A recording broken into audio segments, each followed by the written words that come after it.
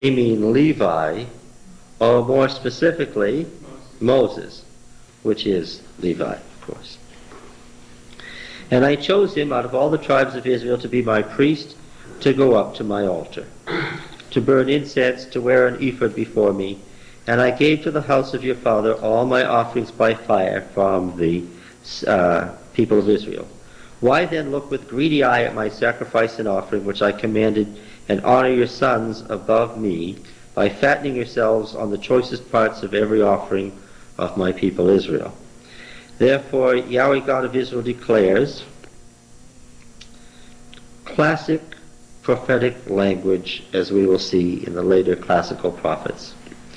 I promised that your house and the house of your father should go in and out before me forever. There's the quotation. There's the words. But now, Yahweh declares, abrogating a prior prophecy. We will see that this is the stock and trade of the classical prophets. I said before this, but now I say this. This does nothing for dispensationalism. Right? What's the dispensationalist assumption about prophecy? It's all got to happen just as was said. What to Saul's massacre of the Mushite priesthood. And Abiathar is not an old man. He's what? How do I know he's not old? Huh? He escaped. Okay, you could say he wasn't frail. He ran fast, grabbed the ephod and ran. That may be one indication, but there's a much more obvious one.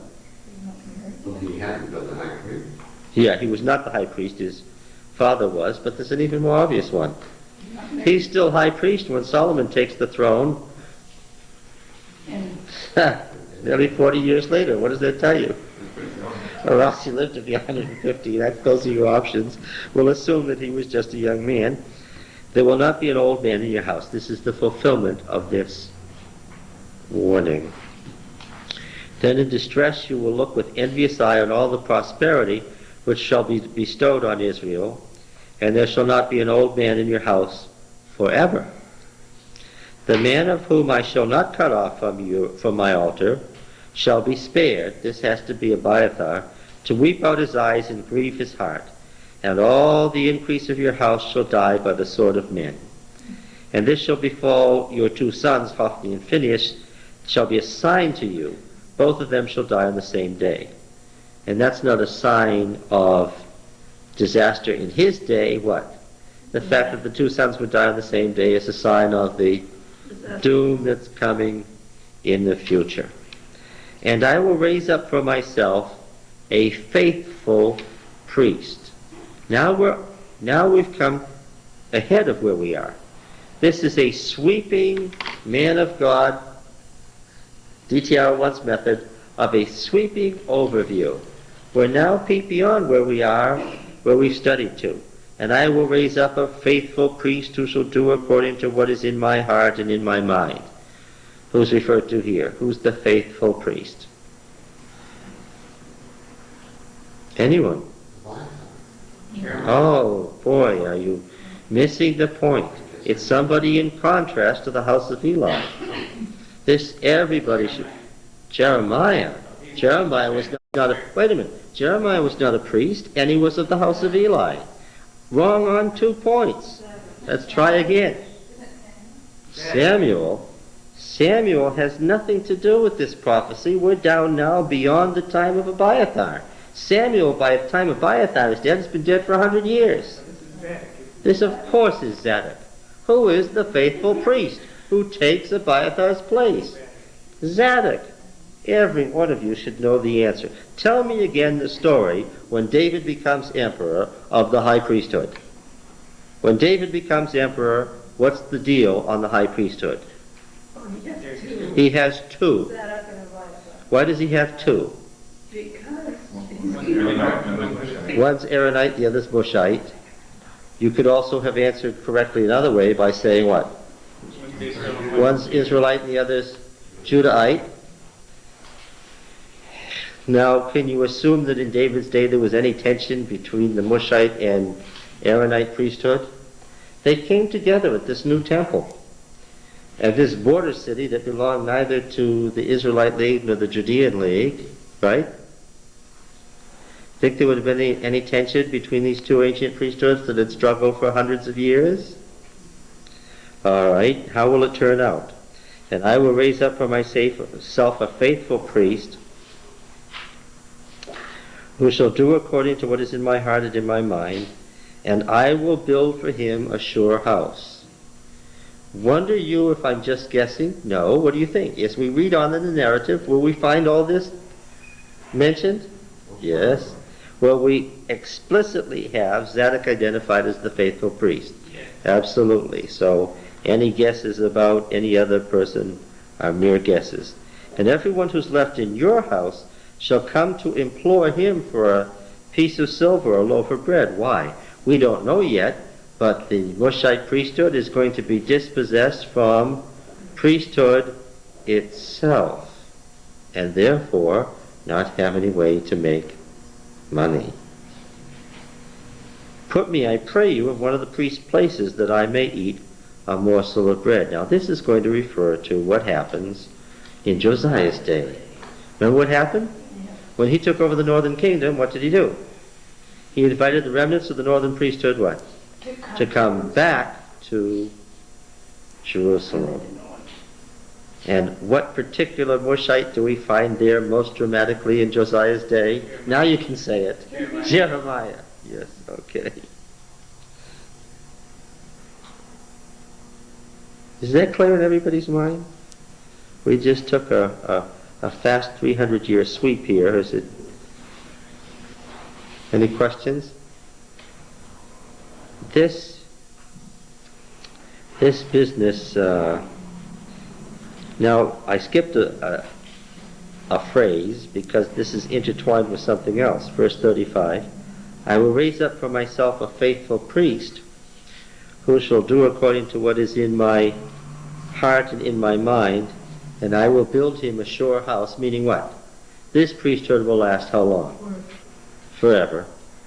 And he shall go in and out before my anointed forever. Which surely is a reference to what? David, of course. Yes. The Davidic king. And of course it's the Zadokite priesthood that is the priesthood that continues. Yes? How could you ascertain totally from the context, whenever he says before my anointed forever, if they're talking about a lineage or an individual? As in David was David, but he was also the house of David. From this verse, how do you pick it up? Well, because you've already defined it. Okay. The word house means what? That means the lineage. Yes, it doesn't mean one person. It means what? It means the lineage. They just discovered, this was in the last Biblical Archaeology Review, a beautifully incised tablet in Tel Dan from one of the Aramean kings up there in Syria, who were constantly in conflict with the kings of Israel and Judah. And this particular king, and it's probably Ben-Hadad II, says that I conquered the king of Israel,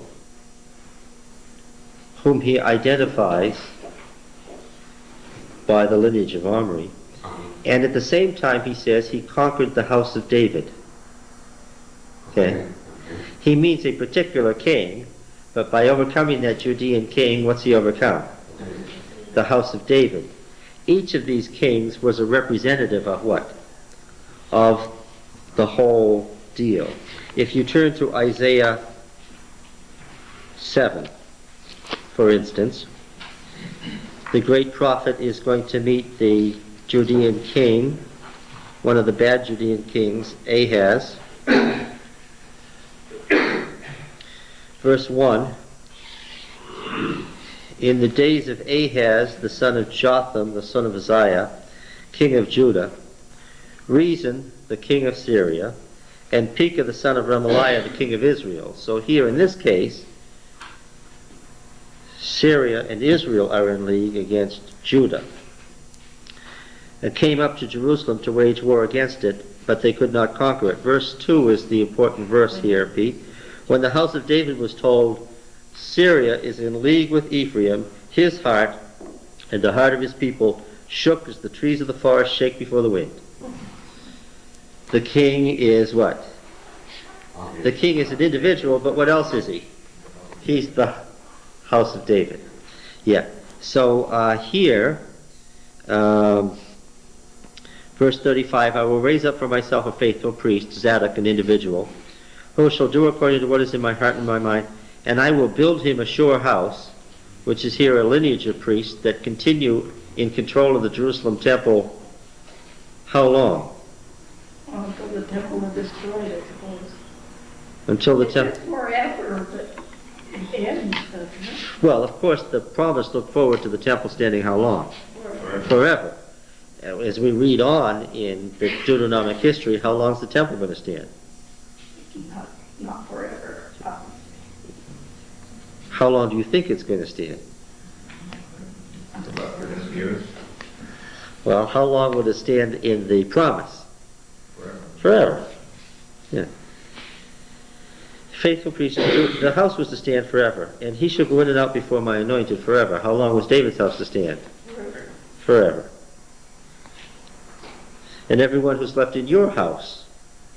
So now you understand here that you have three houses, right?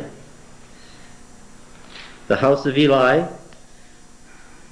the house of Zadok, who's to replace him, and the house of David, right? All of whom are going to find themselves in a certain condition forever. I did ask, how long did the Zadokite priesthood stay in possession of the temple in Jerusalem? Once the... possibilities till the Romans fixed it, till the Babylonians fixed it.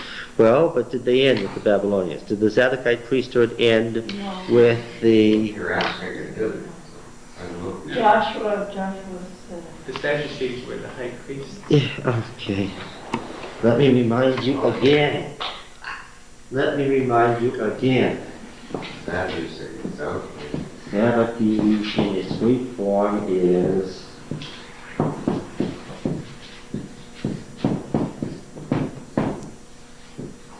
Okay, now I told you this often enough so that you should remember by now that the Zadokite house was still serving as priests in the Jerusalem temple until the Romans destroyed it. All right. Well, yes, of course, the prophecy is in terms of what's in the Deuteronomic history, and in the Deuteronomic history, the temple is to stand forever. Unless, of course, something happens so that it won't stand forever.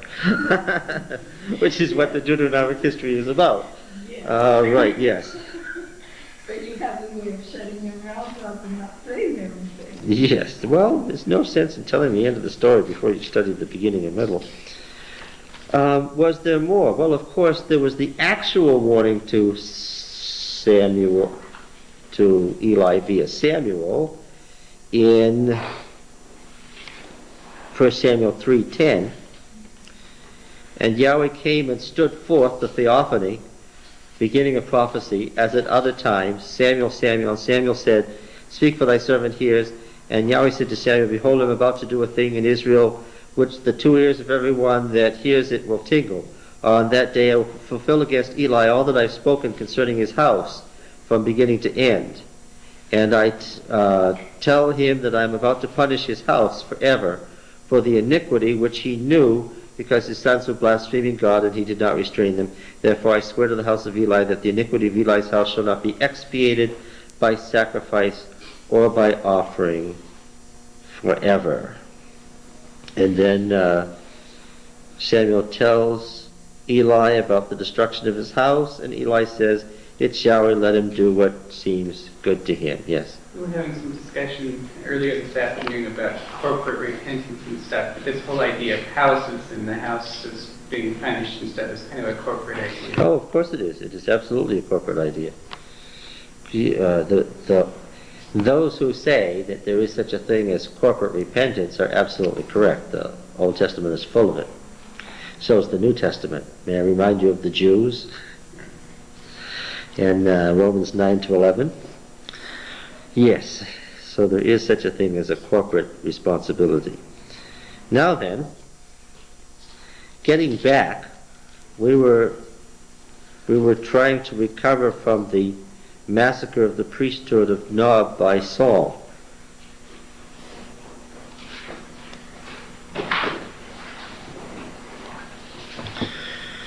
Where is the classic promise about the house of David and the temple standing forever?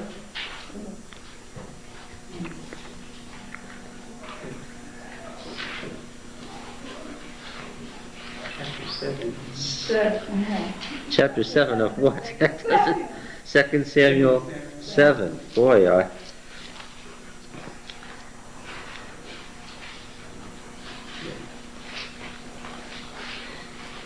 everyone who wasn't absolutely certain of the answer, Pete, where is the classic prophecy about the temple and the house of David standing forever? What is the classic formulation of that in the Bible? 2 Samuel 7. This is a key chapter to memorize. Shall we just read it again? We've probably read it in this class 30 times or so already. And Ray, do you think we'll read it any more after we pass it? Now when the king dwelt in his house, and Yahweh had given him rest from his enemies round about, the king said to Nathan the prophet, "See, now I dwell in a house of cedar, but the ark of God dwells in a tent." And Nathan said, "Go do all that is in your heart, for Yahweh is with you." We understand all this about wanting to build a Canaanite temple. When Baal built this temple, it meant that his kingship was what? Eternal. So what's David really asking for? Eternal kingship. But that night the word of Yahweh came to Nathan, "Go and tell my servant David, thus says Yahweh, would you build me a house to dwell in? I have not dwelt in a house since the day I brought the people of Israel up from Egypt to this day, but I've been moving about in a tent from my dwelling. In all the places where I've moved with all the people of Israel did I speak a word to any of the judges of Israel, whom I commanded to shepherd my people Israel, saying, why have you not built me a house of cedar?" The answer is no. Verse 8, "Now therefore thus you shall say to my servant David, thus says Yahweh of hosts, I took you from the pasture, from following the sheep, that you should be commander over my people Israel. And I have been with you wherever you went, and have cut off all your enemies from before you. And I will make you a great name, like the name of the great ones of the earth. And I will appoint a place for my people Israel, and I will plant them that they may tent in their own place, and be disturbed no more, and violent men shall afflict them no more as formerly, from the time that I appointed judges over my people Israel, and I will give you rest from all your enemies." 7:1, 7:11a form a complete unit, beginning and ending with the inclusio of the Pax David, the peace of David. The violent age of the judges is over. The peace of David will reign. The age of peace, the messianic age of peace, will begin. But in this messianic age of peace, David will not, what? Build a temple. However, as I have pointed out so often, 7:11b reverses this oracle and says not no, but yes. "Moreover, Yahweh declares to you that Yahweh will make you a house." Now we're putting on the word house. David wanted to build a house, meaning a temple, but David had the idea of dynasty in mind, so now here he is promised a dynasty. "When your days are fulfilled and you lie down with your fathers, I will raise up your offspring after you, who shall come forth from your body, and I will establish his kingdom. He shall build a house for me, and I will establish the throne of his kingdom forever." Then the famous covenant statement, the covenant oath, "I will be his father, I will become his father, and he will become my son." So that we have this classic formulation, son of David equals son of God. "When he commits iniquity, I will chasten him with the rod of men, with the stripes of the sons of men, but I will not take my covenant love from him as I took it from Saul, whom I put away before you." Remember, Saul was specifically, the first thing he lost was hereditary monarchy. And your house and your kingdom shall be made sure forever before me, and your throne shall be established forever. Okay? Now, Sharon, in the light of this, why was your answer about the temple not a good one?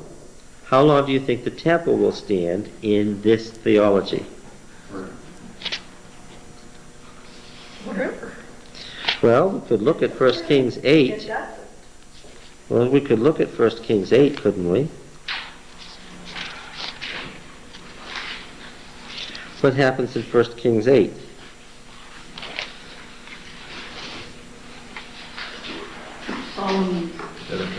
Solomon dedicates the temple.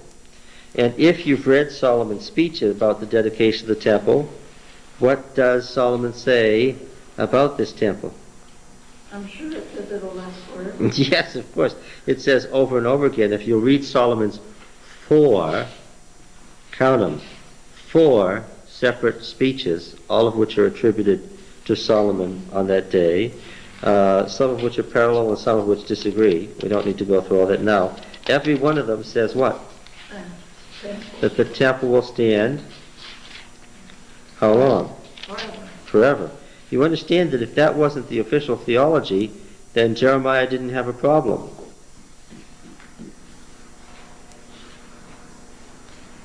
Right? Jeremiah didn't have a problem if that wasn't the official theology. Right? Jeremiah was complaining about nothing. What was the problem in Judah in Jeremiah's day?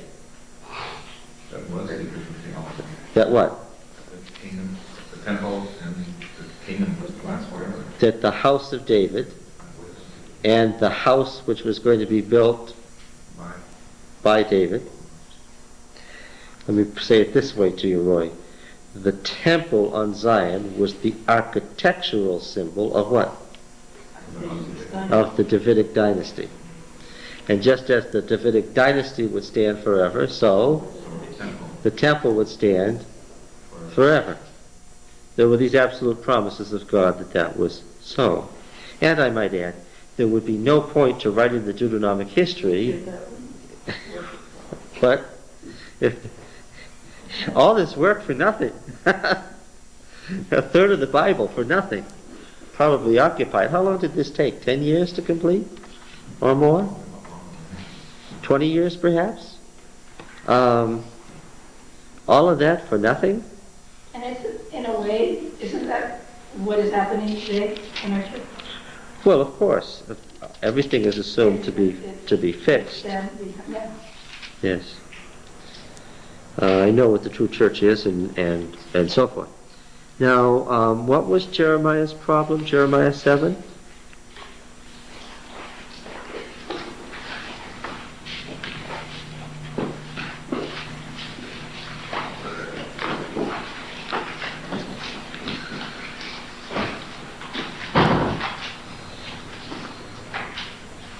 Lucy, did you think we would kindly and patiently wait for our guests to leave this room?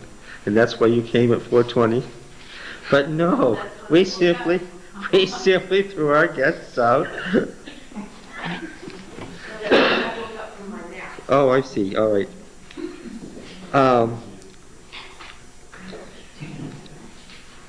Now, you understand why it is an irony that it would be Jeremiah who would pronounce doom on the Zadokite priesthood, the house of David, and the temple?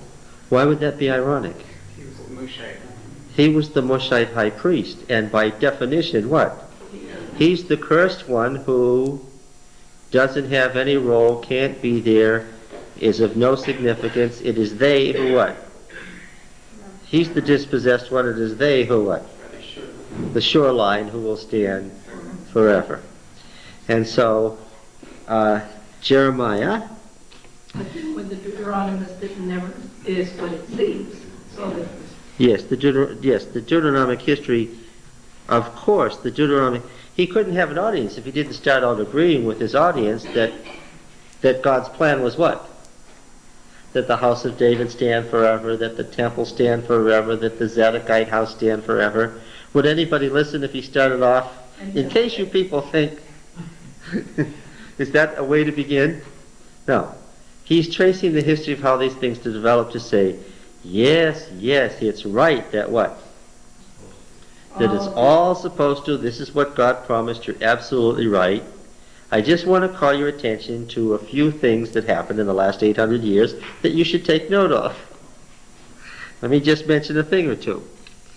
All right, now, here in the famous temple sermon, the word that came to Jeremiah from Yahweh, stand in the gate of Yahweh's house and proclaim there this word and say, hear the word of Yahweh, all you men of Judah who enter these gates to worship Yahweh. Thus says Yahweh of hosts, the God of Israel, amend your ways and doings, and I will let you dwell in this place. So what does that say? If you amend your ways, then what? Then all these promises Can happen. Do not trust these deceptive words. This is the temple of Yahweh. The temple of Yahweh. The temple of Yahweh. The force of the words meaning what? The temple is what? Going to stand forever. For if you truly amend your ways and your doings, if you truly execute justice one with another, if you do not oppress the alien, the fatherless, or the widow, or shed innocent blood in this place, and if you do not go after other gods to your own shame, then I will let you dwell in this place in the land that I gave of old to your fathers forever. And you see Deuteronomy 28 and the if and the conditionalism and all that come shining through. Behold, you trust in deceptive words to no avail. If there's anything that just typifies the Deuteronomists, it is that everything is what? Is conditional. Will you steal, murder, commit adultery, swear falsely, burn incense to Baal, go after other gods that you've not known, and then come and stand before me in this house which is called by my name and say, we are delivered, only to go on doing all these abominations? Has this house, which is called by my name, typical Deuteronomic talk, become a den of robbers in your eyes? Behold, I myself have seen it, says Yahweh. Go now to my place that was in Shiloh. Place, makom, meaning here, holy place. And so you should translate the makom, not just a place, but go to my holy place that was in Shiloh. What's the purpose of going to the holy place, the shrine at Shiloh? To see the ruins that the Philistines wrought on the house of Eli. And why would Jeremiah be particularly effective in talking about the ruin brought on the house of Eli? Because he is what? He is, by definition, an individual, but also what? He is the house of Eli. Okay, go now to my place that was in Shiloh, where I made my name dwell at first, and see what I did to it for the wickedness of my people Israel. And now, because you've done all these things, says Yahweh, when I spoke to you persistently, and you did not listen, when I called you, you did not answer, therefore I will do to the house which is called by my name, and in which you trust, and to the place which I gave to you and to your fathers, the holy place, as I did to Shiloh. I will cast you out of my sight, as I cast out all your kinsmen, all the offspring of Ephraim, referring to the northern kingdom. This isn't very complicated. Can you imagine a person who came from Benjamin, from the northern kingdom? Jeremiah is a northerner in Judah, a representative of the house of Eli, saying these things in the Jerusalem temple. Do you understand the trouble? This thing had a history, right? This thing had a history. Did folk know who Jeremiah was and what all the background was? So, what about the temple, Sharon? It was what? To stand forever. And so the house, Pete, is an individual representing a whole lineage. Okay. Yeah. All right, now then, getting back. Saul has massacred the Mushite priesthood in one of his rages.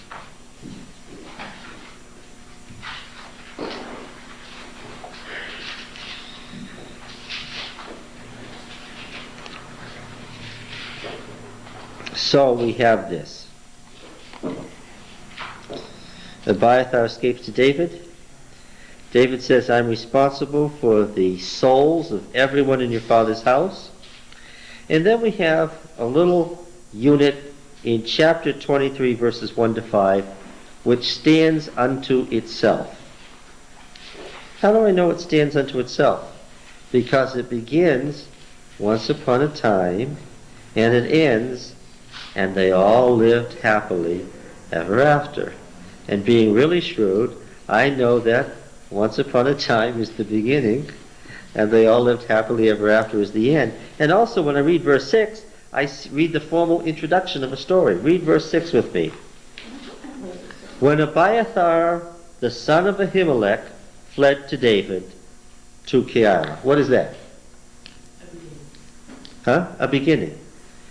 How do you know? Oh, there's a whole variety of ways. First of all, it begins when. It begins with a typical Hebrew construction that begins a story. What else? They clarified where he was, who he was. Where he was, who he was. You don't get Abiathar, the son of Ahimelech, in the middle of a story. It doesn't come in the 6th verse, Richard. Where does it come? It comes in the first line. Yeah. Yes. Verses 1 to 5 are sort of stuck in here. And verse 6, the author of the Apology of David begins his real story. So let's read. Now they told David, behold, the Philistines are fighting against Keilah and are looting the threshing floors. Therefore David inquired of Yahweh. That's why verses 1 to 5 are in here. In verse 6, the author of Apology of David is going to expand on what it means that David inquired of Yahweh. The point is that David can now inquire of Yahweh. Why? He's got the high priest, and the high priest came dutifully armed with the ephod.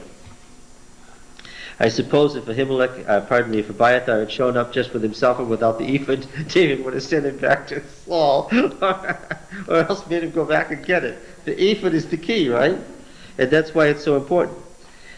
So I go and attack these Philistines, and Yahweh said, go and attack the Philistines, save Keilah. These are all yes or no, because of course that's the way Urim and Thummim operate.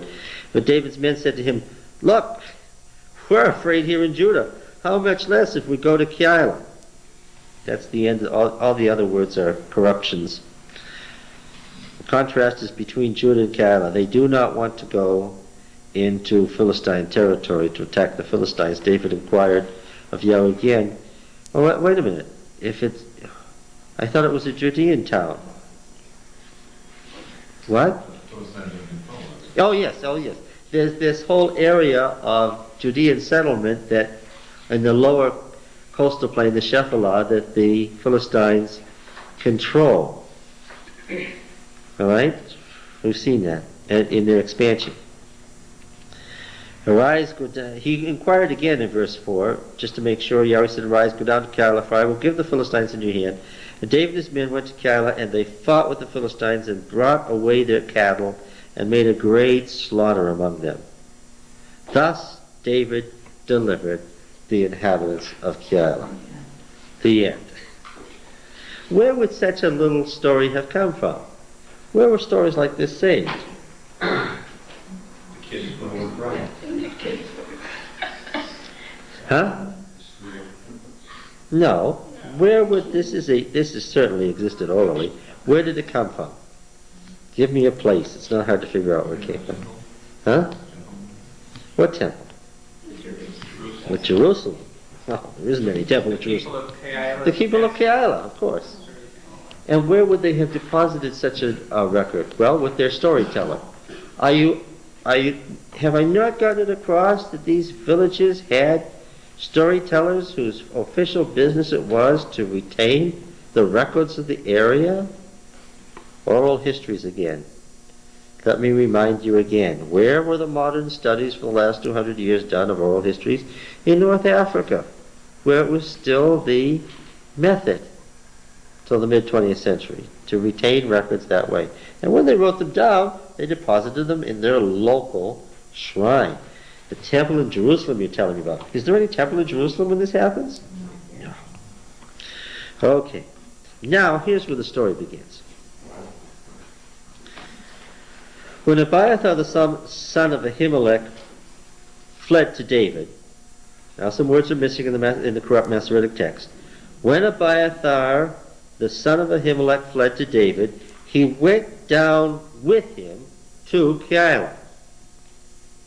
You've got to get a whole sentence out of these words. You can't get a whole sentence out of these words, but when the Masoretic text doesn't have a whole sentence, the authors of the Masoretic text tried to make one up frequently.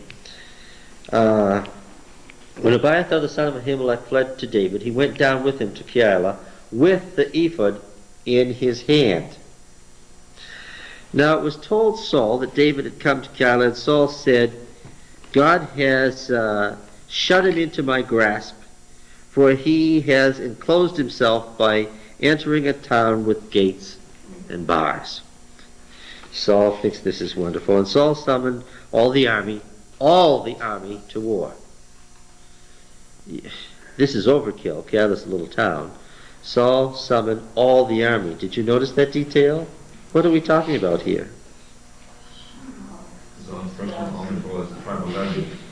So we're talking about 3,000 people. We're talking about one of the largest armies of the 11th century to surround this little town. Why?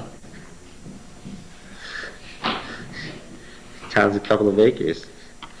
Why is he doing this? Well, there's 2 or 3 reasons. One is he's going into territory claimed by the Philistines. And what else? Let's make sure David doesn't escape. Yes, to besiege David's dismay. He's going to get him this time. Yes. David knew that Saul was plotting evil against him. And he said to Abiathar the priest, bring the ephod here. This is an expansion of what it means, he inquired of Yahweh. Then David said, O Yahweh, God of Israel, thy servant has surely heard that Saul seeks to come to Keilah to destroy the city on my account. Cross out the next sentence as a doublet from the verse below it. Will Saul come down, as thy servant has heard?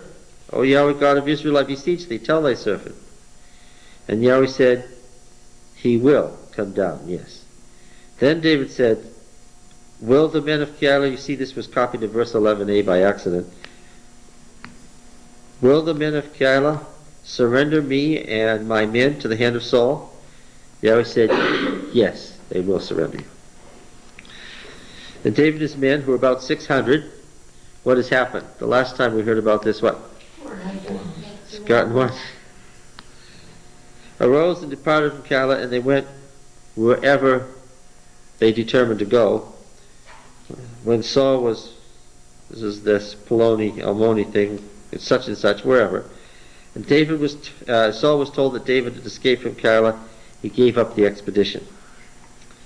That's the end of the story.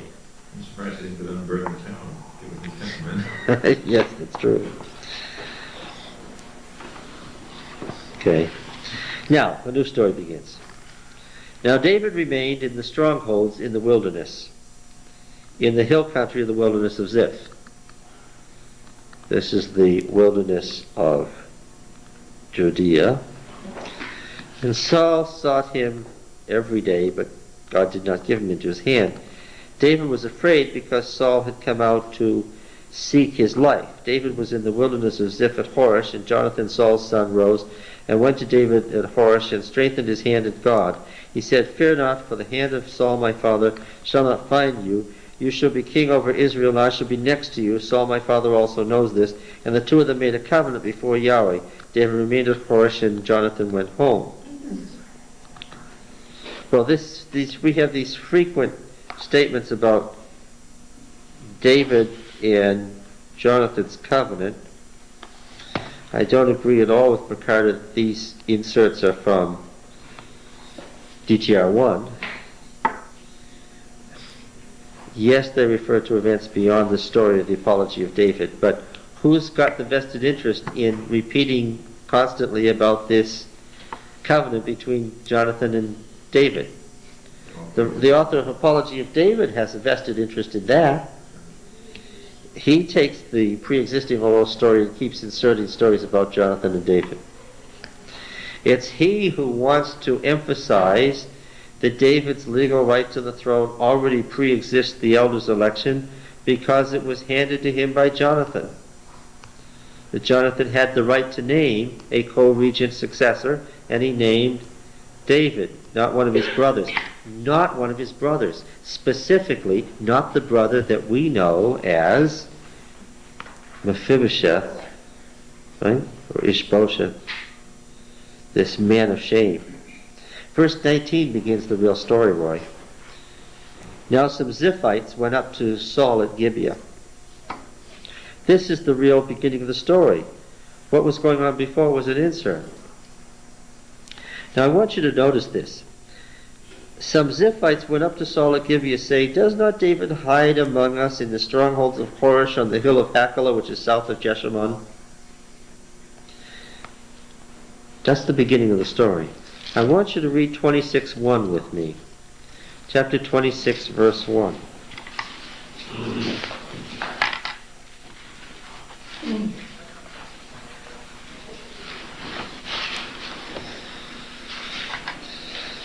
What do you find here? Now some Ziphites came to Saul at Gibeah, saying, "Is not David hiding himself on the hill of Hachilah, which is on the east of Jeshimon?" And then we have a story about how Saul goes and chases David, inadvertently places himself in David's power. David refuses to kill him. David calls out and says, "Look how much better I am than you are."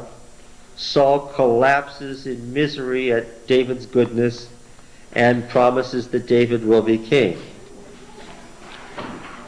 The main themes of the story are identical, and they run along identically, except the details are different. For instance, the hill of Hachilah is moving around. Where is it in chapter 23? It's to the south of Jeshimon. Where is it in chapter 26? It's moved to the east of Jeshimon. Tell that hill to stay still. Well, of course, what would a good fundamentalist do right away, instantly? They would try to harmonize by saying, Lucy, southeast. There's no need to harmonize. In one story about David sparing Saul's life, the hill is what? South of the town. In the parallel story about David saving Saul's life, the hill is to the east of the town. What do we have here? What do we have here? Great accounts that were written many years later, so the writers weren't sure. Recitations that come from what? This much is clear. Some Ziphites went to Saul. They told Saul David was there. Saul made an expedition into the wilderness of Judea. During the course of that expedition, he fell into David's power. David refused to kill him. After they were sufficiently far apart, David confronted him and Saul promised him the kingship. The details are completely different. How did Saul fall into David's power? Well, in one story, he was fast asleep, he and all his army, and David and his nephews crept in and did something. In the other story, what? Saul was going to the bathroom in the cave and David crept up to him and did something. What point am I making? When you have these oral tales, what happens? What develops? Variants develop. Variations develop. Yes, from different storytellers. So that when it's reduced to writing, now of course by the time that we are talking here, we're probably 10, 15 years after the events. By the time we reduce this to writing in the Apology of David, what do we have? We have two stories About the same. that probably refer to the same event, but they don't look like the same event anymore. Why? Because they tell different stories now. And the author of Apology of David, quite for political reasons, has included how many stories? If you were trying to get everybody on David's side, and this people remembered this story about how David rose to power in their neighborhood, and somebody had a story over here about how we helped David, and it was convention time and the elders of Israel were on their way to assembly, Richard, whose story would you include when you were about to send this off to the elders of Israel? Everybody. Now then, let us remember, before we do 23 and 26, which we really have to do together, before we do that, let's do 25. It's terribly important that you understand what the issue was that faced some of the people of Ziph and everybody else in Judah, and by implication, everybody else in Israel. Who was David at this point? Give me some of his titles. King of Judah. Well, what? Well, we haven't gotten to the story in chapter 27, where he becomes vassal king of the Philistines yet, though that's well on the way.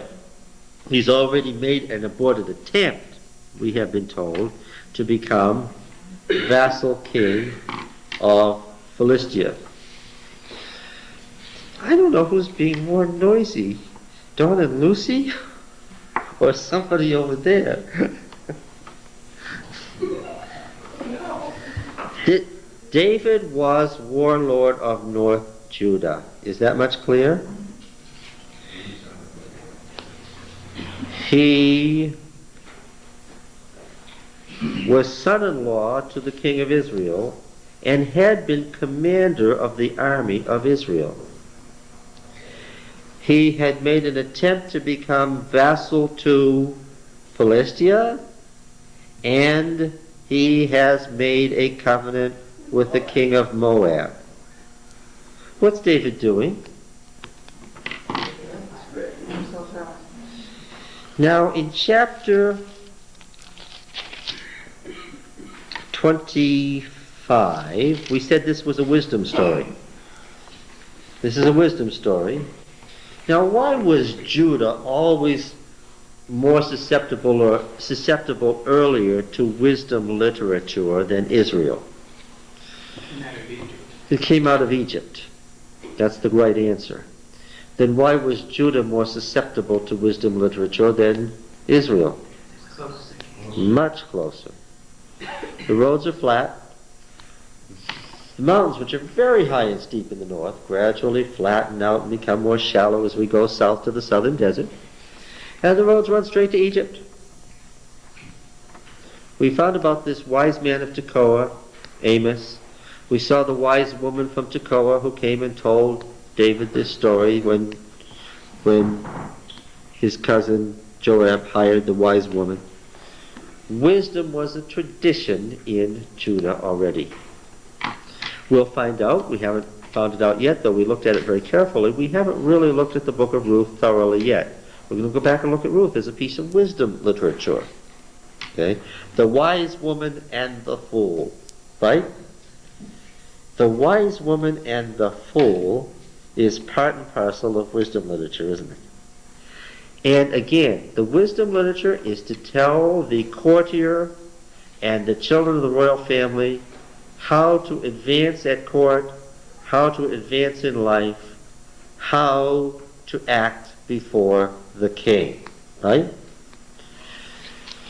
Wisdom is represented in the wisdom literature again by what? Wisdom is a what? Wisdom is a lady. Folly is what? No, the fool is a man because his mother is the prostitute, Folly.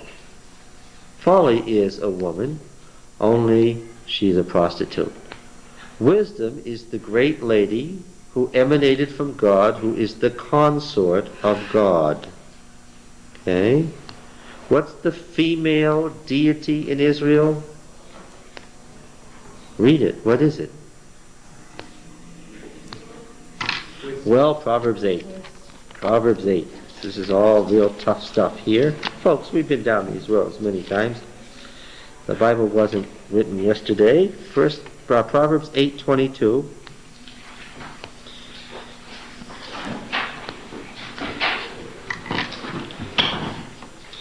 Well, we better read. Everybody had long naps today.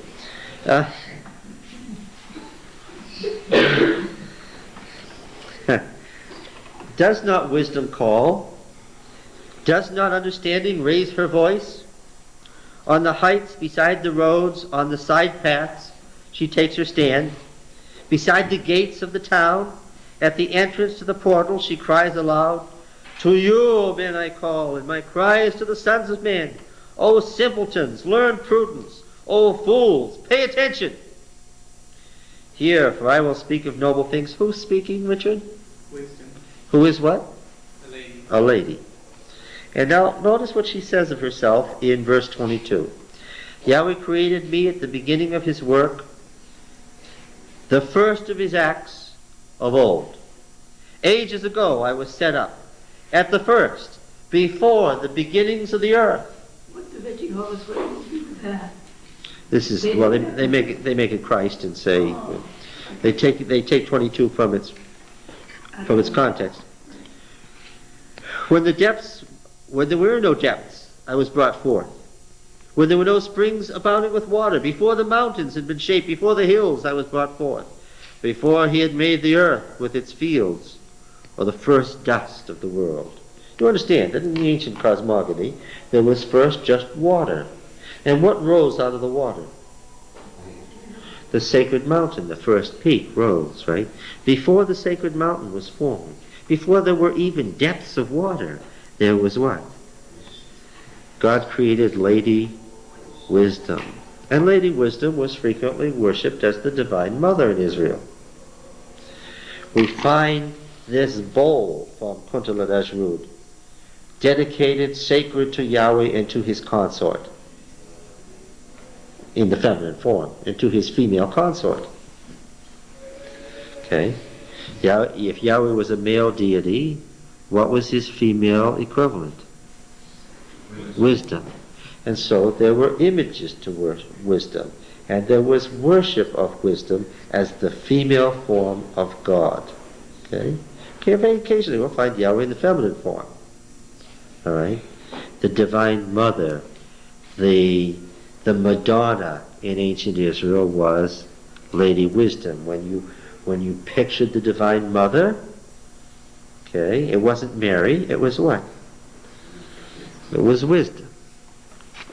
Of course, these wisdom traditions were very ancient. They came from the Middle East into the Roman Empire. The Divine Mother is pictured as Sophia, the woman, wisdom, which was the images that were directly adopted for Mary. Okay?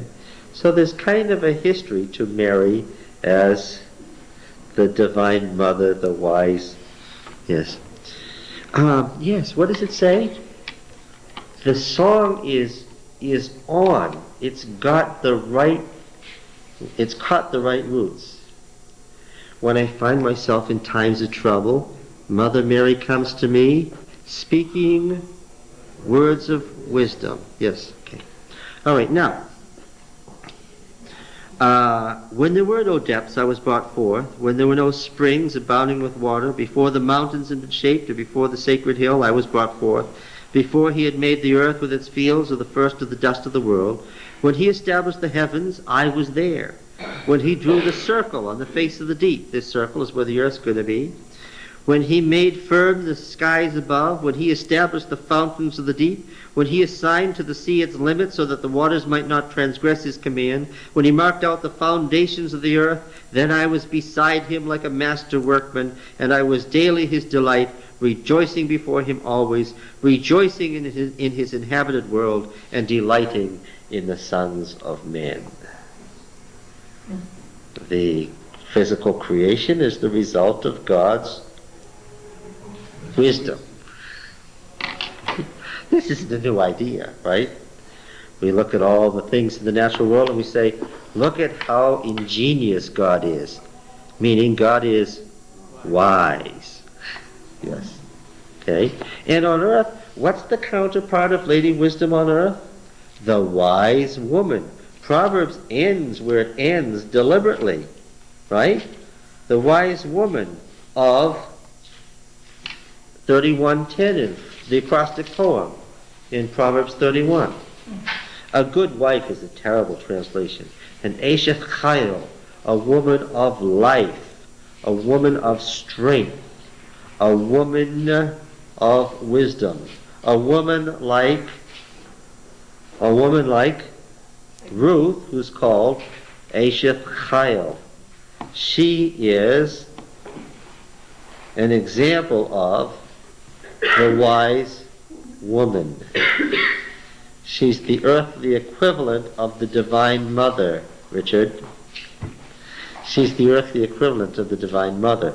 No mistake that she'll be an ancestress of David, right? Okay. Now, we have another wise woman in our chapter at hand. Everyone with me? We're rushing this a little. Suddenly I have a female god in Israel, a divine mother. But I didn't make this up. Where did I find this? Where is it? Huh? Well, we'll just take it out of the Bible. We don't agree with it. Let's just take it out. That's the trouble with the Bible. If you just left in what you already agreed with, you'd have a Swiss cheese, right? You understand that the rabbis, some of these passages just drove the rabbis crazy. They were constantly trying to find explanations for some of these and warning that now it doesn't mean that. Modern rabbis do the same thing. Mm-hmm. Yes. It doesn't mean what the words obviously mean. It means something else other than that. Yes, okay.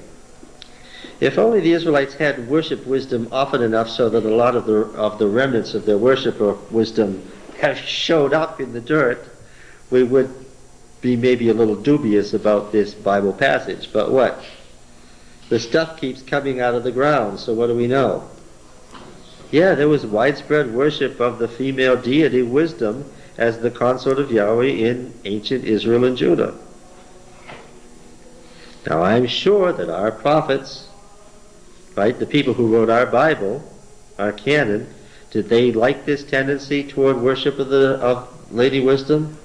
No, because it tended to make another god beside Yahweh. But of course, the wisdom literature didn't say that Lady Wisdom was separate from Yahweh, but what? Was another quality of Yahweh that was personified as a separate. Yes.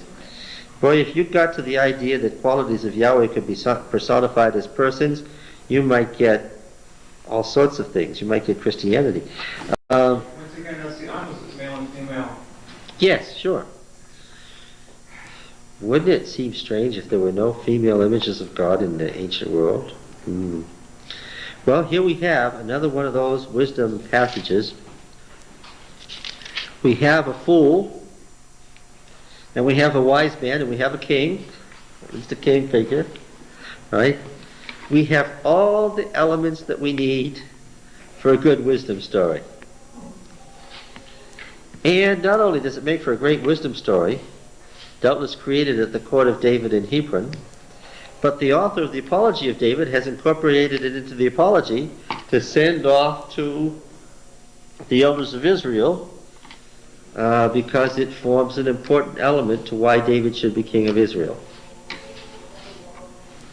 Now Samuel died, and all Israel assembled and mourned for him, and they buried him in his house at Ramah. People being buried in the floor of the house is fairly common.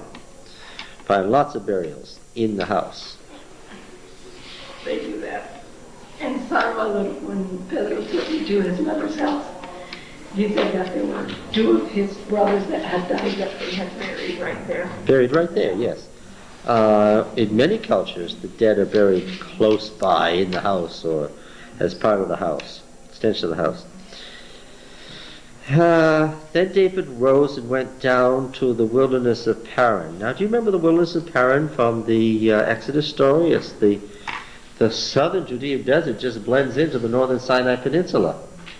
And the wilderness of Paran is that border area. What do you want to call it? Southern Judah or northern Sinai? Anyway, it's in that region. He's in the far south. And now there was a man in Maon whose business was in Carmel. This is not the Carmel Ridge of Israel. This is Carmel, the city just south of Hebron in Judah, right close to the capital of the league city of Judah. The man was very rich. He had 3,000 sheep and 1,000 goats. He was shearing his sheep in Carmel. The name of the man was a fool. This is a wisdom story. The man's name was a fool. Again, as I told you, Mommy and Daddy didn't name him on the day he was born Fool. They gave him a good name. But for purposes of this story, his name is Fool, a fool. Now, we don't need to read much further before we know that what's the fool going to do in this story? He's going to do something really foolish. He's going to do folly, which is going to bring on him some sort of ruin or disaster, because by definition, folly brings what? Disaster. Okay? The fool will do something disastrous to himself. The fool will not know how to act in the presence of the king, by definition. Instead of advancing his cause, the fool will what? The fool will, being foolish, will destroy his cause. The story of the wise courtier is part and parcel of wisdom literature. Much of the early part of the book of Daniel is made up of the stories of the wise courtier. The wise courtier is the wise man. Daniel is skilled in what? In what? Well, maybe we're going to read Daniel again.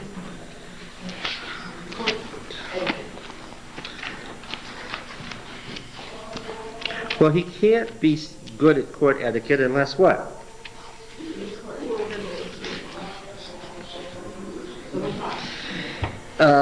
I read of Daniel at the time of his education in 120. Daniel 120.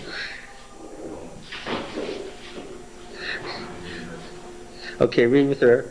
And in every matter of wisdom and understanding concerning which the king inquired of them, he found them 10 times better than the magicians and enchanters that were in his kingdom.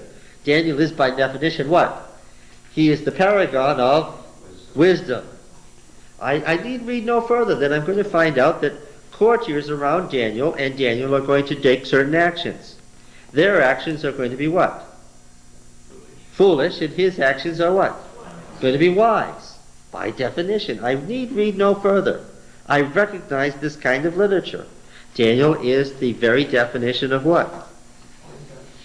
The wise man. Look at Daniel's hymn, 2:20. Daniel said,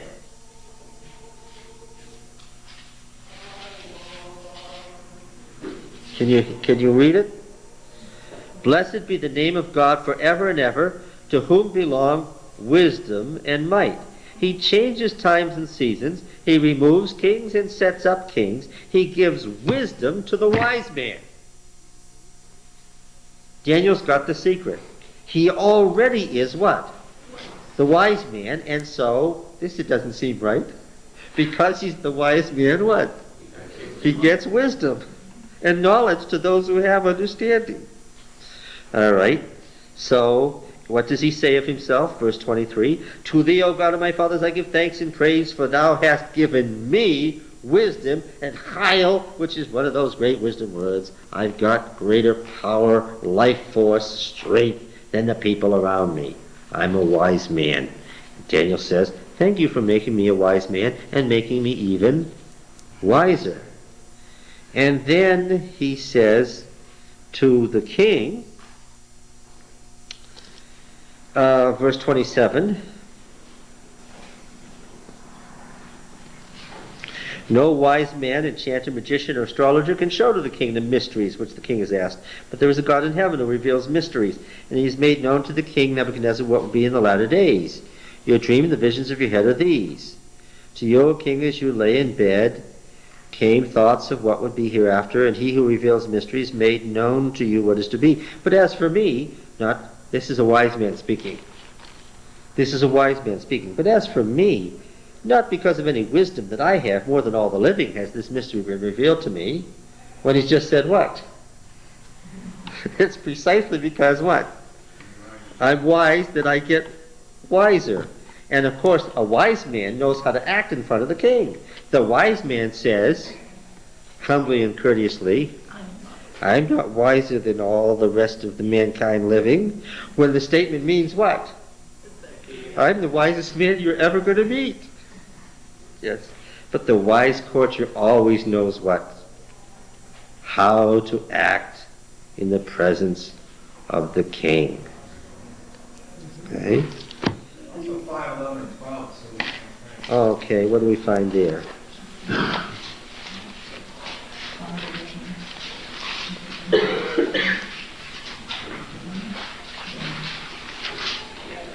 You mean Daniel is a piece of wisdom literature? Oh, yes.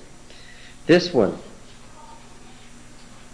Yes, the Queen Mother is speaking and says, O King, live forever, let not your thoughts alarm you and color change. There is in your kingdom a man in whom is the spirit of the holy gods. In the days of your father, light and understanding and wisdom like the wisdom of the gods was found in him. And King Nebuchadnezzar, your father, made him chief of the magicians because he has the wisdom of the gods. Enchanters, Chaldeans, astrologers, because an excellent spirit, knowledge, and understanding to interpret dreams, explain riddles, solve problems were found in this Daniel, whom the king named Belteshazzar. Let him be called. And so the king says, this is very interesting. Verse 14, I have heard of you that the spirit of the holy gods is in you, and that you have light and understanding and excellent wisdom found in you. Now the wise men and enchanters have been brought before me to read this writing and make known its interpretation, but they could not show the interpretation of the matter. Of course, we know at this point that what? That the others will fail because they're fools, and what? He will succeed because he's the wise man.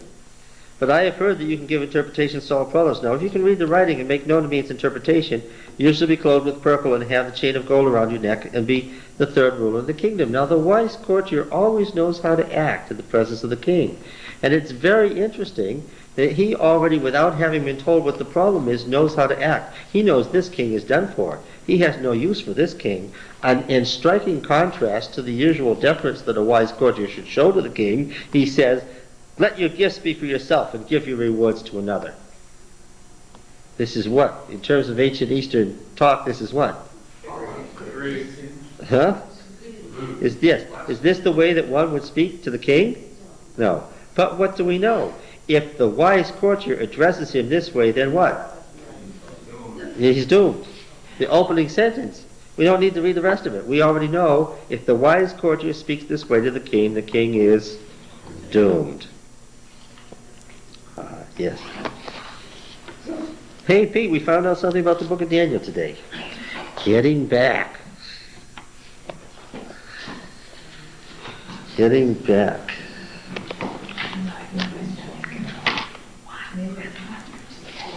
There was a man named a fool, and he had a wife named Abigail. Now this is striking to us because what did we find in, what was it, 1 Chronicles 2? Why do we find that so striking, that he had a wife named Abigail? What do we care? Later on, there's a problem with that.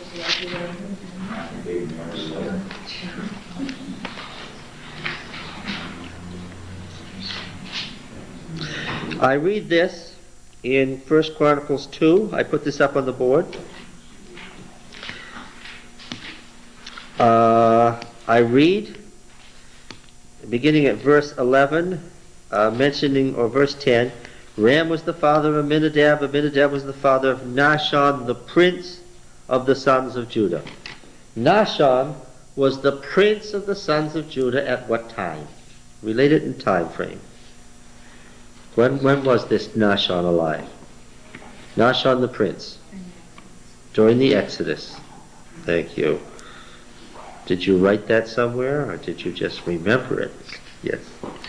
This is the contemporary of Moses and Aaron and Joshua and Caleb and all those other guys that we know about from Exodus time. Nahshon, the prince of the sons of Judah, the tribal leader. Okay? Now we read of this Nahshon that verse 11, he was the father of Salma. Salma was the father of Boaz. Boaz of Obed, and Obed of Jesse. Jesse was the father of Eliab, his firstborn, Abinadab his second, Shimeah his third, Nethanel the fourth, Radai the fifth, Ozan the sixth, David the seventh, and their sisters were Zeruiah and Abigail. The sons of Zeruiah were Abishai, Joab, and Asahel, who are going to figure very prominently in David's rise to power, the Apology of David. So Abishai, Joab, and Asahel were David's nephews. Okay? This is an older sister. She's the firstborn of the sisters. The firstborn of the sisters is mentioned after all the brothers. I don't know where among the brothers the sister was born. Do you understand that, Roy? But I know that his nephews were as old as David. They were contemporaries. When David was old, Joab was old. Okay? When David was young, Joab was young. He got up the water shaft before anybody else. Conquered Jerusalem. Now I see that there was Zeruiah, the older sister, and Abigail, the younger sister. Now why am I interested in that? Because there are only two Abigails in all the Bible.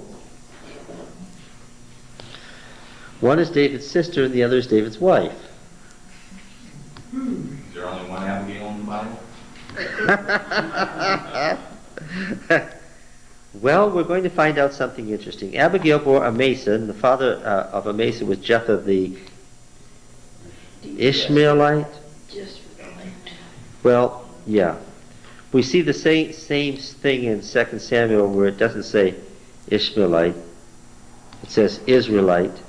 And where we take Ishmaelite in Hebrew and Israelite in Hebrew, there's a word that stands halfway between them that looks like both of them, with only one word different, with only one letter difference going down and only one letter difference going up. Jether wasn't an Ishmaelite, because Jether, of course, isn't an Ishmaelite name. And there's no point in saying Jether the Israelite.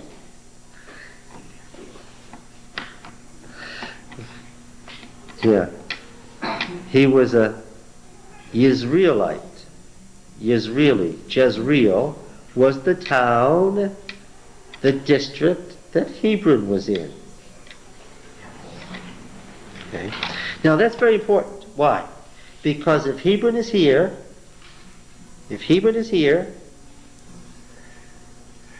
and Carmel is here, Jezreel is here. Closer, right between the other two. Not in a straight line, but right between the other two. Now this is even more striking.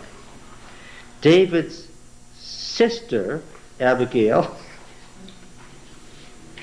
lived so close to David's wife, Abigail, that they could spit on each other. Sure. Now, these daughters were daughters of Jesse, the warlord of Judah, the descendant of the prince of the tribe of Israel. You all got that? Jesse's daughters would be important gals. Do you understand that? Even if they were ugly, what would happen? And I'm very well. they would marry. Who would they marry? Other Warlords. Yeah, that's right. Warlords or the sons of warlords. Jesse wouldn't have taken his two daughters and said, "Let me marry them off to my peasants," would he? Would he? Well, he'd have been a strange warlord if he did. Okay, now, Who else was important in Judah in the days of Moses and Aaron the Levites? Caleb? Yeah, when we thought about those Judean tribes, we said Judah and Simeon, and then there were the Calebites, and the Kenizzites, and the Kenites, and the Jerachmeelites. Ooh, I'm missing one. I got 6 of them. That's pretty good, right, Roy? All right. Anyway, there were 7 to make up the league, right? The Calebites settled where? Where did the Calebites settle? Southern Judah. Southern Judah. Yeah. And what was Caleb's big city? What was the boss city of the Calebite dominions? Hebron. Now it's interesting, isn't it? The Calebites settled in Hebron, and Hebron's about the center of Judah, and it became the center of the Judean League. That seems to give us the impression what? That the Calebites were what? Grew gradually more important as time passed. Let's go back and examine our friend Caleb. Shall we go back to Numbers? Where did we come upon Caleb anyway? Even little children know this story. How did this, he was a spy? One of the good spies. Mm-hmm. Half of the good spies. He was half of the good spies, and the other half of the good spies was an Ephraimite, the leader of the northern territories. Ooh. There were 2 good spies. One was from Israel, the Ephraimite, the head tribe up there. He was the boss of what became the Israelite League. And then there was another good spy. And fortunately, boy, I'm glad this worked out so well. The other good spy was what? The guy who became the boss of the Southern League. Isn't that good? You have so much fun making fun of us. No, I'm just saying it worked out well. How lucky. It was lucky that there were only 2 good spies, and one of them was from the north and the other was from the south. Like conspiracy to me. I would like it to have worked out that way. Well, we noticed once upon a time when we were studying Numbers that there were 2 complete stories of the spies. And we noticed that one only had Joshua. We blinked all the words that said Joshua and says they went all the way up to the northern end of Israel and came back. And that was the Joshua story. You've got to include all Israel in the Joshua story, right? We noticed that there was another one where they only went up to Judah. And that one said what? The 2 good spies, there wasn't just Joshua as a good spy, there was what? Caleb and Joshua. They went up to the valley of Eshtaol and found the grapes, and they walked around Judah and came back. So that in the second story, the only thing they were spying out was what? Judah. The promised land, by definition, in this story is what? Is Judah. Yeah, right? In the other story, where just Joshua is mentioned, the promised land is what? Is Israel, and you're only walking through Judah to what? To get to Israel, the promised land. You catch it? So these 2 stories come from where? We saw that one says Yahweh, the other says Elohim. They're what? They're the story of the spies as they were recorded in Judah and Israel. Okay? And of course, when P came to write Numbers, what did he do? Put them all together. So P must be somebody who had an interest in both the north and the south. Right? Ooh, well that would be a time when it would either have to be David's time, which is much too soon, or after the exile when it didn't matter anymore, or perhaps a couple of times in the monarchy when there was a king who wanted to be king of both Israel and Judah. Now then, getting back. We come here and what happens? We see 14:5. Well, we don't even need to go that far. In one of these stories, who's the real hero? 1330. Who's the hero in one of these stories? If you were from the south, would you tell the story that there were only two good spies, one from Israel, one from Judah, and the one from Israel was the really heroic one? In Judah, who would be the really heroic one? The Judean. But Caleb quieted the people before Moses and said, let us go up at once to occupy, for we're well able to overcome it. We're not able to go up, for they're stronger than we. And they brought the people with evil reports, saying, the land which we've gone out, it devours its inhabitants. All the people we saw, men of great stature, the Nephilim were there. The sons of Anak who come from the Nephilim, the sons of Anak who dwell where? At a place called Kiriath Arba, also called Hebron. The giants live at Hebron. So what does Caleb conquer? Hebron, yes. And so we have in Joshua verse 14:6, the son of Nun and Caleb the son of Jephunneh, who are among those who spied out the land, rent their clothes, and so forth. Okay. If you will go back to your notes and divide out these two stories and look at the one that has Yahweh and has Caleb, you will see that Caleb is the prime mover in the southern story. He's the real center of the story. It's not Moses and it's not Joshua. The center of the story is Caleb. And so we have this.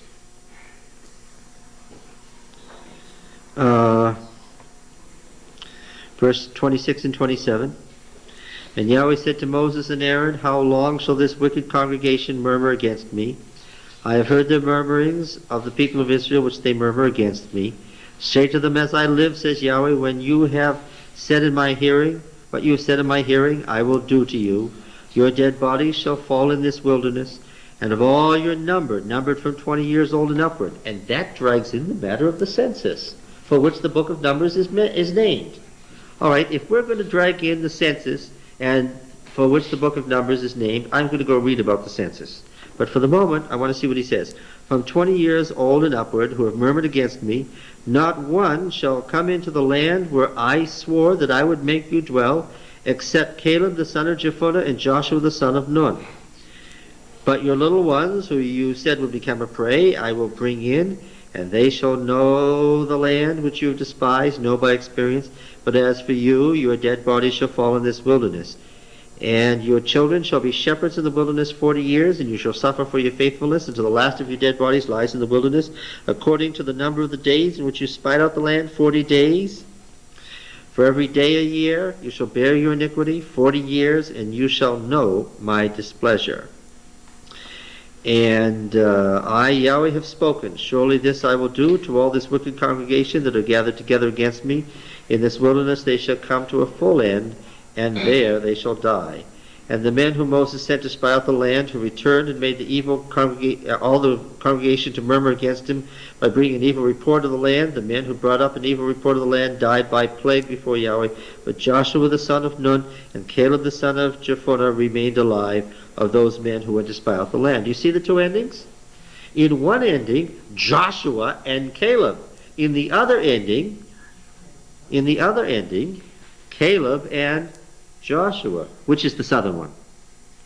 Caleb and Joshua, of course. Because you understand that in prose accounts, the one mentioned first is what? Is the most important. So Caleb and Joshua is the southern one. Joshua and Caleb is the northern one. And I'll tell you an irony. If I asked you who the two were, you would say Caleb and Joshua. Yes, you would. You would go by the southern ending. All right. Now, let's go back to that census again in Numbers 1 and 2. There's two censi in the book of Numbers. One originally opened the book and the other originally closed the book, but there are a bunch of appendices now. One is in Numbers 1 and 2, and the other is in Numbers 26. Please notice how they are encamped Verse 2, verse 3 says, those to encamp on the east side toward the sunrise shall be the standard of the camp of Judah by their companies, the prince of the people of Judah being Nahshon the son of Amminadab. Right? You're familiar with that, aren't you? And then we noticed that when the sanctuary was actually dedicated, the various tribal leaders brought their tribal dedication, and the dedication was led off by Judah, just as it is, Nahshon, prince of Judah. 7:12. 7:12. He who offered his offering the first day was Nahshon, the son of Amminadab, of the tribe of Judah. Is it clear to everyone that Nahshon is the prince of Judah? He is the ancestor of Jesse and therefore David. Anybody confused about that? In chapters 1 and 2 and 7, it's Nahshon the prince who is the leader of Judah. When they choose spies to represent the various tribes, who did they choose to represent Judah? Caleb, who is a foreigner. We find out that he is not descended from Abraham. He's one of those numerous.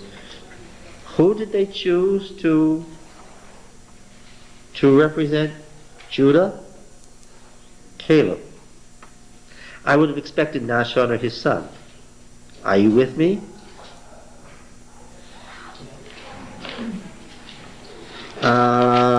Okay. So let's go over here to Numbers 26.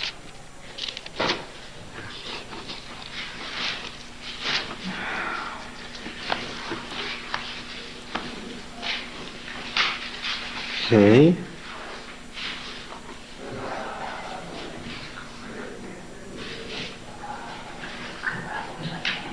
We see that the list there is odd because in this case, is Judah leading off? Reuben leads off in the order that... The firstborn. Yeah. And then Judah's way down in verse 19. I wonder what to make of that. Why would... What?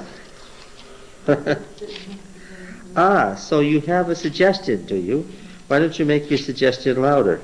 I can't talk because my throat hurts. Oh, I see. Get it out. I see. Those lists that list Judah first would naturally have come from where? Yes, from the south. Those lists that list northern tribes first would naturally come from where?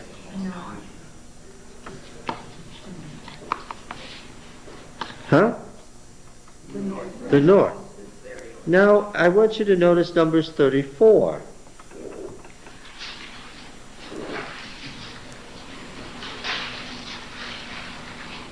Verse 16. 34:16. Numbers 34:16. This is where Moses is commanded to set out the boundaries of the tribes. Now I know that the book of Joshua says that Joshua did this, but the book of Numbers says that Moses did this. Well, you do understand that two different people wrote Numbers and Joshua. One's from P and the other's from D. Anyway, notice this. Numbers 34:16. Yahweh said to Moses, these are the names of the men who shall divide the land to you for inheritance. Eleazar the priest and Joshua the son of Nun. Okay, Eleazar was the high priest, Joshua was Moses' successor. So this is the secular and the religious leaders of Israel. They're going to divide the land. You shall take one leader of every tribe to divide the land for an inheritance. You all with me? These are the names of the men. It leads off with Judah. So it must be what? A southern list. Of the tribe of Judah, Nahshon the prince. That's not what it says. No? No? What does it say? Of the tribe of Judah, Caleb the son of Jephunneh. It's not even Nahshon's son, nor yet his grandson. Who's the leader of Judah? Caleb. Folks, did you get it? Leadership of Judah switched from Nahshon to Caleb. For the same reason that Jesse was living in Bethlehem and the Calebites ran Hebron. Because in actual historical fact, who was at the center of Judah, had the capital, and ran the country? The Calebites. So where was he? You know, as time has passed, you have gained in wisdom and lessened in folly. What did he just say? What did he just say? So if you were Jesse, to whom would you marry off the daughter? To a Calebite. Why would you do such a thing? Because it would only be natural for the family of Nahshon and the family of Caleb to be constantly intermingled. For what purpose? To develop a single house of power. To lead to what? Obviously. To lead to a dynasty, of course. Judah could never have a king if there was this constant thing between the Nahshon family and the Caleb family. Everyone got it? Yes. So Got it. the Nahshon family, I take it, still felt that they had some power there. They had some real power. Was Jesse a nobody? Was David a nobody? What did Saul want? Saul wanted whose sons? He wanted Jesse's sons. Was Saul a fool? No. Of course, as you're going south, you're going to want the family of Jesse first, and then what? Then the family of Caleb. Back here in this time, what happened to get the Nahshon family out of the leadership and Caleb family into power? We know, there's no way around. Yes, explain it to him, Sharon. The person who's writing this is writing backwards. Okay? I don't think that Caleb hit Nahshon in the eye and said, I'm the boss now. I think what? The Calebites became the great powerful family in Judah, and by retroversion we call this, Caleb is looked on as the great Judahite of the Exodus. Now you know that every one of the families of Israel had to have had their recollections about their role in the Exodus, right? Every single family had their stories about the Exodus and what role they played, where they fought, and who they fought with, and how they conquered, and yet only one family's stories are recorded in the Bible. What? What? Yes, it would be a very important family. What family is it? The family of Caleb in the south and Joshua in the north. In Deuteronomy, does Caleb turn up? What does Caleb have to do with Deuteronomy?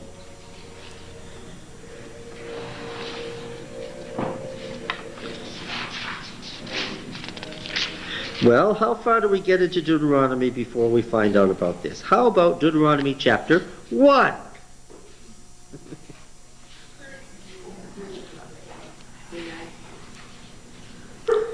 Yes, here we have the story of the Amorites and the Anakim giants. Right? All the tribe.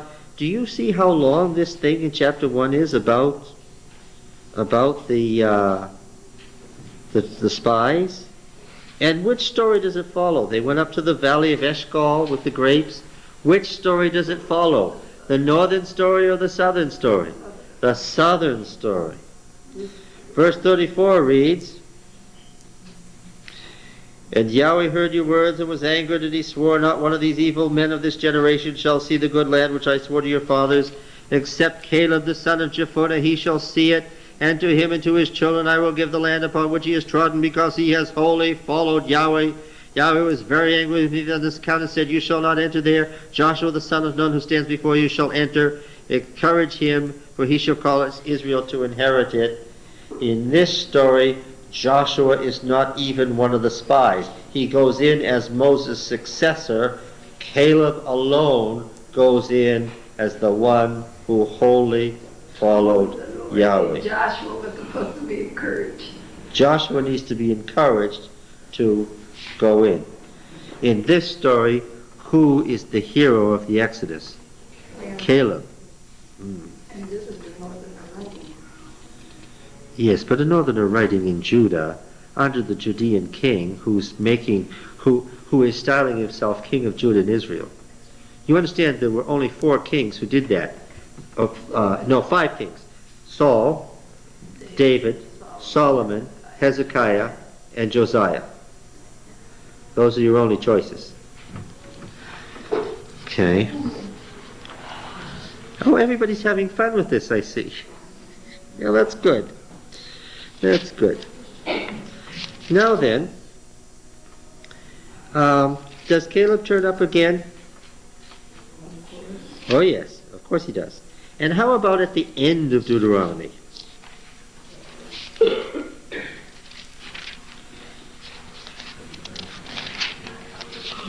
What does he want? What does he want?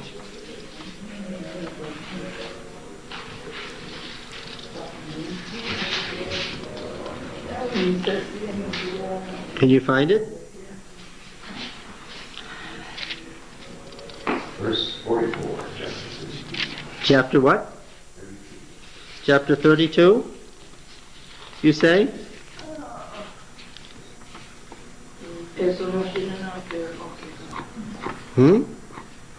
I see Joshua there. We're talking not about Joshua, Pete. Who are we interested? Well, yes.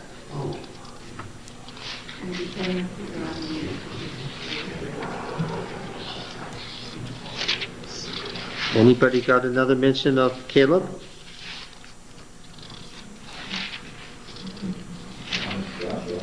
Huh? Where did you find him in Joshua? 15:13. 15:13. What's he doing there? It's inheritance. He gets his inheritance? Caleb's inheritance. Now that's interesting, because let me tell you how it's divided here if you want to look. The lot for the family of the people of Judah, according to the 15:1. The lot for the tribe of the people of Judah, according to their families. You see that? In Joshua 15. But before we ever get to Judah, this is what I read in 14:1. These are the inheritances of the people of Israel which they received in the land of Canaan, which Eleazar the priest and Joshua the son of Nun and the heads of the fathers' houses of the tribes of the people of Israel distributed to them. In the book of Numbers, Richard, Moses was told that the division would be made by Eleazar and Joshua, and that the following people will represent tribes. Caleb will represent Judah. He's mentioned first. Here, that same story is happening. But before we ever get to Judah, which is chapter 15, before we ever get to Judah, what happens? Caleb gets his inheritance all by himself. What does that tell you? That's really pretty much. Huh? Stands alone. In all Israel, what? He is the preeminent person. You got it? Then verse 6, the people of Israel came to Joshua at Gilgal, and Caleb the son of Jephunneh the Kenizzite, one of the 7 tribes of the Judean League. He wasn't even a descendant of Abraham. Well, no, that's not true. He wasn't even part of the 12 tribal system initially. He was a descendant of Abraham. You know what Yahweh said to Moses, the man of God, in Kadesh Barnea concerning me and you. I was 40 years old when Moses, the servant of Yahweh, sent me from Kadesh Barnea to spy out the land. I was sent me. What? What do I expect to read here? What words? We were sent us. And I brought him word again as was in my heart. But my brethren who went up with me made the heart of the people melt. Yet I wholly followed Yahweh my God. Once again, we have a tradition that's very clear here, where there were spies, but who was not among those spies? Joshua. What do you think of that? In that story, Joshua is introduced secondarily, and the only good spy is Caleb. And Moses swore on that day, saying, surely the land which your foot is trodden shall be an inheritance for you and your children forever, because you have wholly followed Yahweh my God. An inheritance forever, because you wholly followed my God. Now, folks, I want you to notice something. Catch it. There are some folks in the Bible who are given land forever because of their actions. There are some folks in the Bible who inherit land forever because of who they are. They are Abraham, Caleb, David. Have you got it? 3 people who are given land grants in perpetuity for their actions. The Abrahamic covenant grants a land that is identical to the Davidic Empire. The Calebite land grants land that is equivalent to the kingdom of Judah. David inherits both land grants. Okay? You clear? Now the question, Lucy, becomes, how did David get legal control of Caleb's rights? Married his wife. No, that wasn't his wife.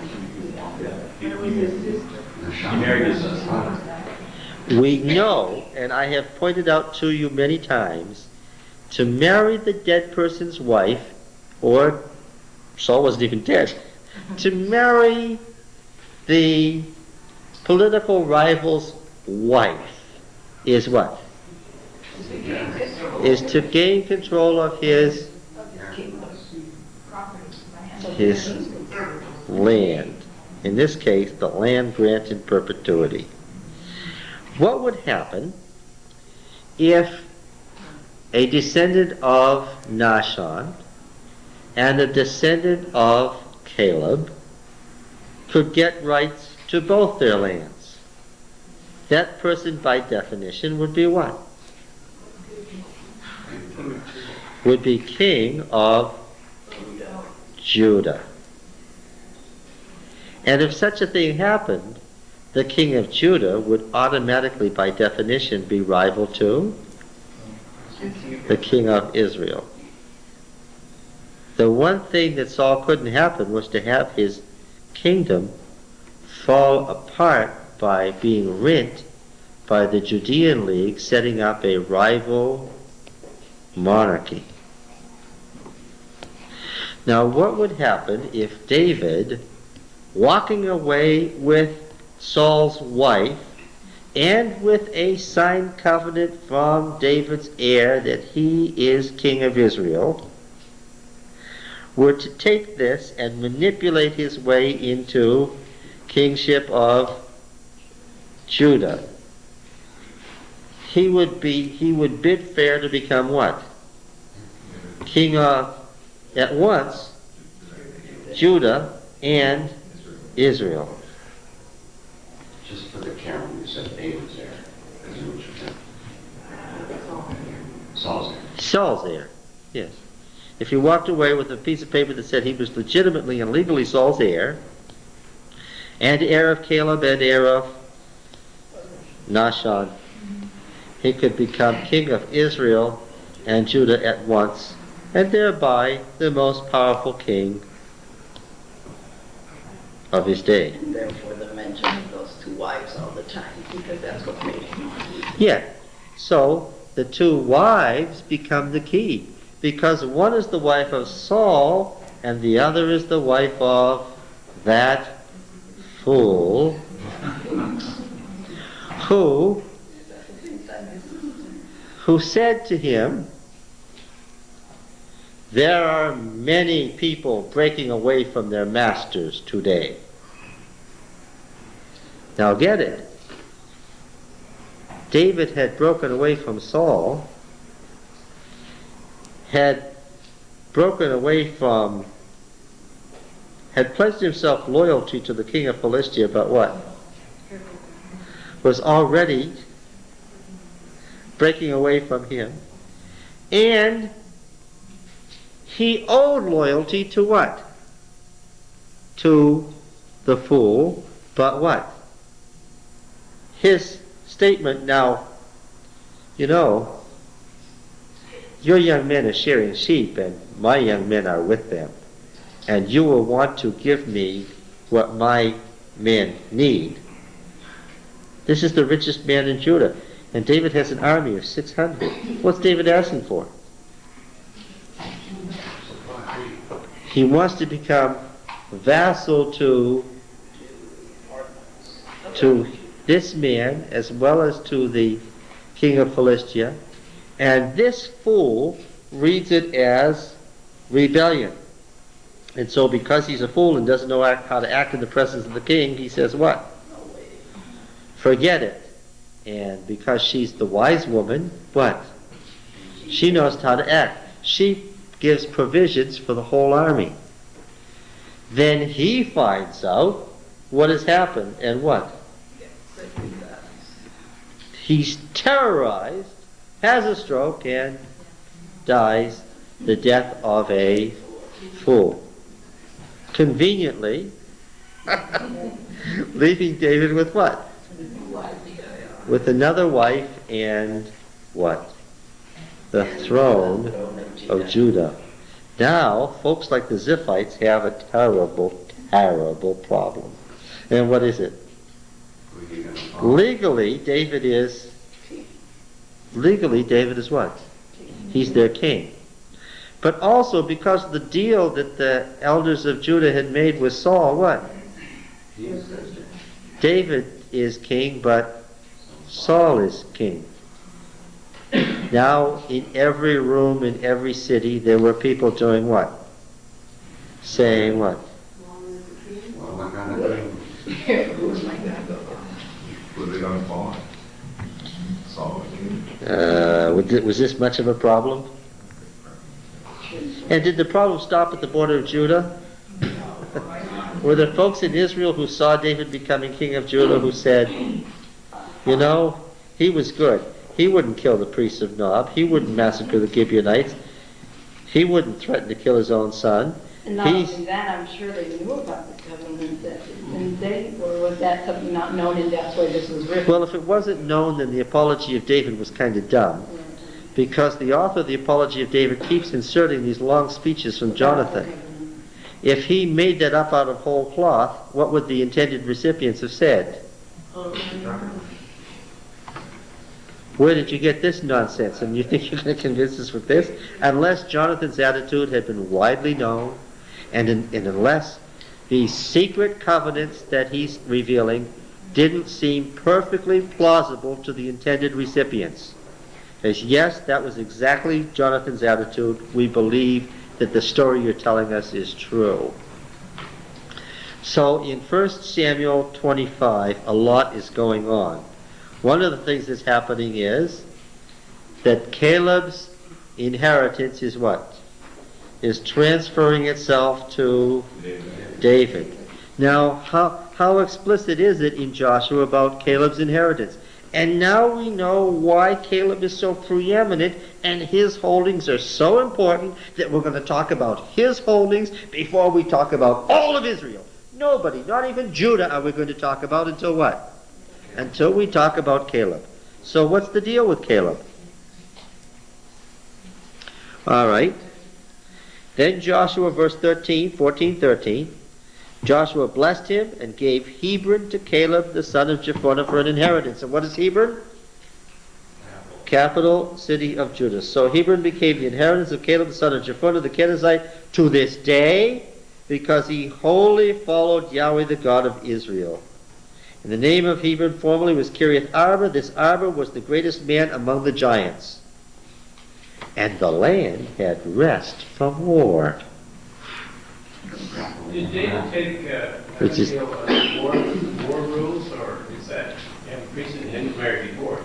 What? Was it legal for David to take Abigail? Yes, it was legal. But he was married before that. But her husband died. No, but he himself, David. That doesn't matter. Oh, was it? Oh, yes.